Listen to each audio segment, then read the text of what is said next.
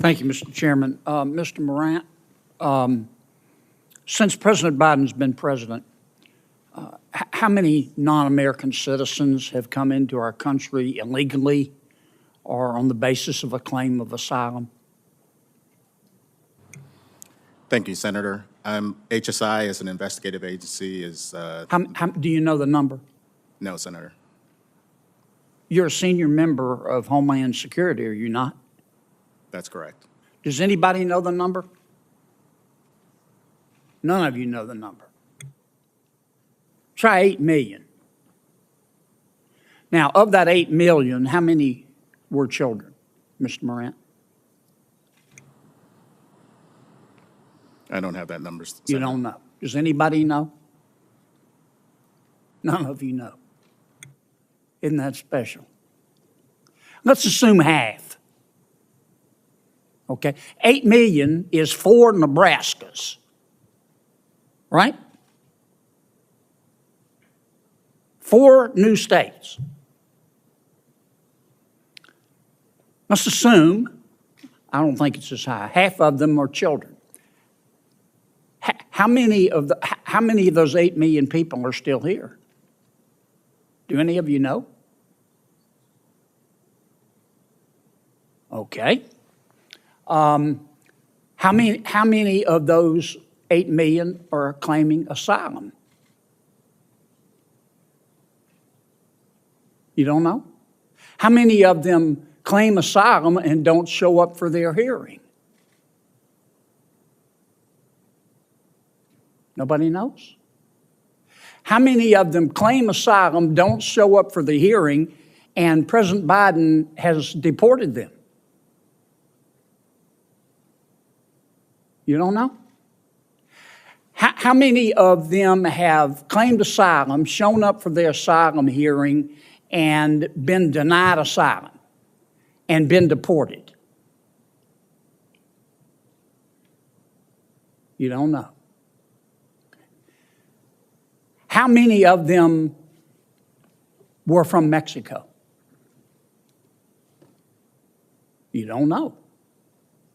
How about 30%? That means 70% were not, right? Surely you know the answer to that. 30% minus 100% is 70%. Am I right? Okay, 30% came from Mexico.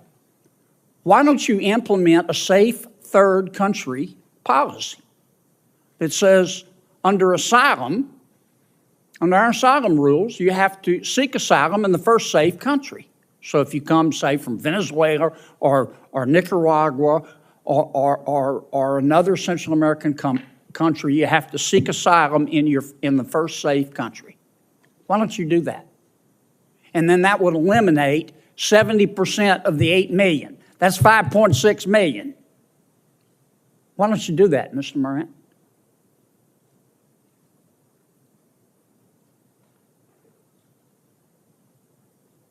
Is that a question, sir? Yes.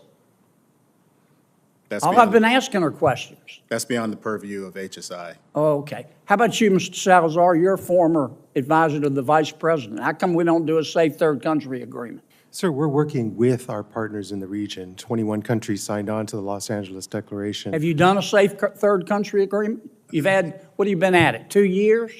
What we are doing is working with them to expand legal pathways. Why doesn't President Biden get up in the morning tomorrow and say, we're changing the asylum process and we're doing what most other countries do, safe third country policy. You have to seek asylum. We support asylum. We have to seek asylum in the first safe country. That would eliminate 5.6 million people, boom, done, coming into our country illegally, wouldn't it? Sir, I just want to point out Washington. Wouldn't it? It would, sir, but there are activities underway. Let me ask you this, because I'm going to run out of time. President Biden and all of you believe in open borders, don't you? Don't you? I mean, I ask really basic questions. I don't mean any disrespect. I appreciate you being here.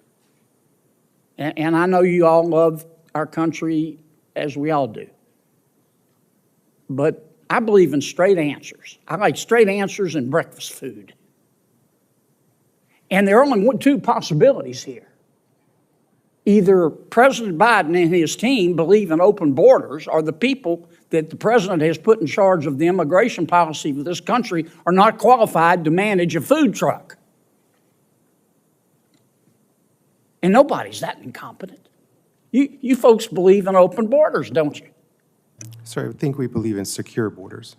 You believe in then you don't even know how, well, I'm going to take 30 more seconds.